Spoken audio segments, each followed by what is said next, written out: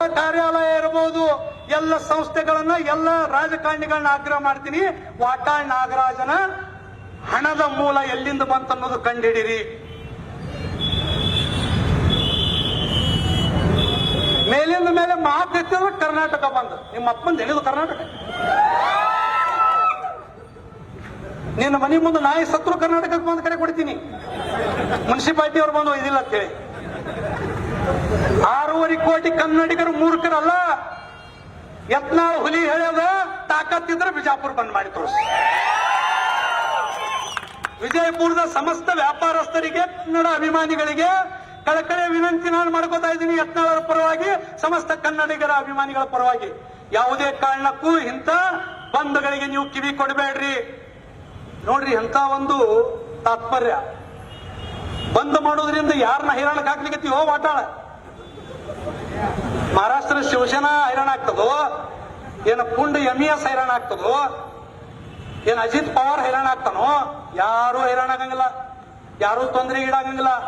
6.5 ಕೋಟಿ ಕನ್ನಡದ ಮಕ್ಕಳು, ಮರಾಠರು, ಹಿಂದೂಗಳು, ಸಮಸ್ತ ಕ್ಷತ್ರಿಯರು, ಎಲ್ಲ ಕನ್ನಡಿಗರಿಗೆ ಇವತ್ತು ನೀವು ತೊಂದರೆಗೀಡು ಮಾಡ್ತಾ ಇದ್ದೀವಿ. ನಾಚಿಕೆ ಆಗಲ್ವಾ? ಈ ಬಂದ್ ಹಿಂದೆ ಯಾರ ಕೈವಾಡ ಇದೆ ಅನ್ನೋದು ತನಿಖೆ ಆಗಬೇಕು. ಒಬ್ಬ ಕಾಂಗ್ರೆಸ್ ಮುಖಂಡನ ಭ್ರಷ್ಟಾಚಾರದ ಆರೋಪ ಅಡಿ ಜೈಲಿಗೆ ತಳ್ಳಿದಾಗ ಇಲ್ಲೊಂದು ನಾಟಕಕಾರ, ಹೋರಾಟಗಾರರು ಹೋಗಿ ಆ ಭ್ರಷ್ಟಾಚಾರಿ ವಿರುದ್ಧ ಜೈಕಾರ ಹಾಕ್ತಾರೆ. ಬಸ್ಗಳನ್ನು ಸುಡ್ತಾರೆ ಬೆಂಗಳೂರಿನಾಗ. ಕರ್ನಾಟಕ ಜನತೆ ಇದನ್ನೆಲ್ಲ ಮರ್ತಿಲ್ಲ.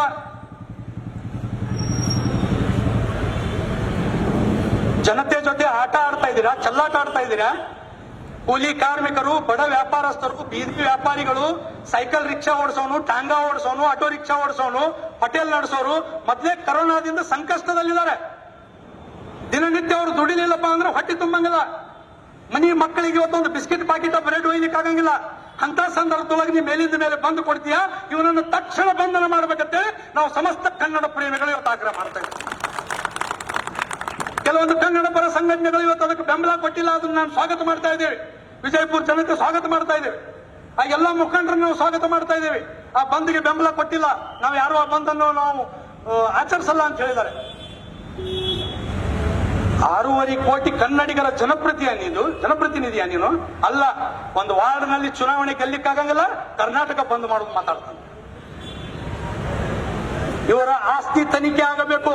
50 ಲಕ್ಷ, 60 ಲಕ್ಷ, 70 ಲಕ್ಷ ಯಾರ್ಯಾರು ಇಷ್ಟು ವರ್ಷಗಳ ಕಾಲ ಕನ್ನಡ ಸಂಸ್ಕೃತಿ ಇಲಾಖೆಯಿಂದ ಹಣ ತಗೊಂಡಿದ್ದಾರೆ, ಸಂಪೂರ್ಣ ತನಿಖೆ ಆಗಬೇಕಂತೇಳಿ ಈ ಸಮಸ್ತ ಕನ್ನಡಿಗರ ಪರವಾಗಿ ನಾವು ಸರ್ಕಾರವನ್ನು ಆಗ್ರಹ ಮಾಡ್ತೀವಿ. ಅಷ್ಟೇ ಅಲ್ಲ, ನಿಮ್ಮ ಈ ತಾಕತ್ತು ಏನ್ ಇವತ್ತು ಕರ್ನಾಟಕ ಬಂದು ಕೊಟ್ಟಿರ್ತ. ಹಿಂದೂ ಕಾರ್ಯಕರ್ತ ರುದ್ರೇಶ್ ಕೊಲೆ ಆದಾಗೆಲ್ಲ ಕೈಯಾಗ ಬೆಳೆ ಹಾಕೊಂಡಿದ್ರು.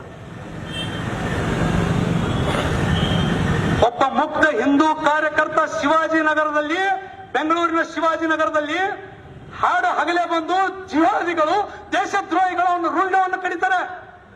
ಎಲ್ಲಿ ಮಲ್ಕೊಂಡಿದ್ರಪ್ಪ ವಾಟಾಳ?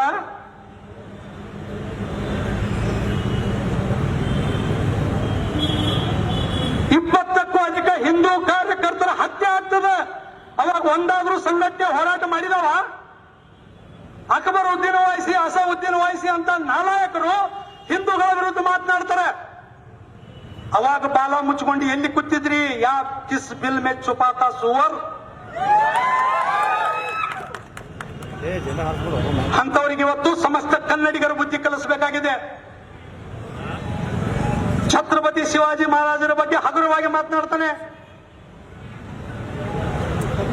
ತಾನಾಜಿ ಮಾನ್ಸೂರೆ, ಛತ್ರಪತಿ ಶಿವಾಜಿ ಮಹಾರಾಜರು, ಡಾಕ್ಟರ್ ಬಾಬಾ ಸಾಹೇಬ್ ಅಂಬೇಡ್ಕರ್ ಅವರು, ಸಂಗೊಳ್ಳಿ ರಾಯಣ್ಣ, ಕಿತ್ತೂರು ವೀರರಾಣಿ ಚೆನ್ನಮ್ಮ, ಅಹಲ್ಯಾಬಾಯಿ ಹೋಳ್ಕರ್, ಬಾಜಿರಾವ್ ಪೇಶ್ವೆ, ರಾಜ್ಗುರು ಸುಖದೇವ್, ಇವರೆಲ್ಲ ನಮ್ಮ ನಿಜವಾದ ಕನ್ನಡಿಗರ ಆದರ್ಶ. ನಿನ್ನ ಆದರ್ಶ ಯಾರೋ ವಾಟಾಳ?